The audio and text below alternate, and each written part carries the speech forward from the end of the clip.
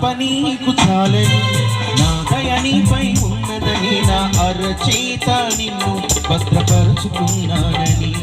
నా ఆత్మశక్తితో నింపి నడుపుచున్నానని,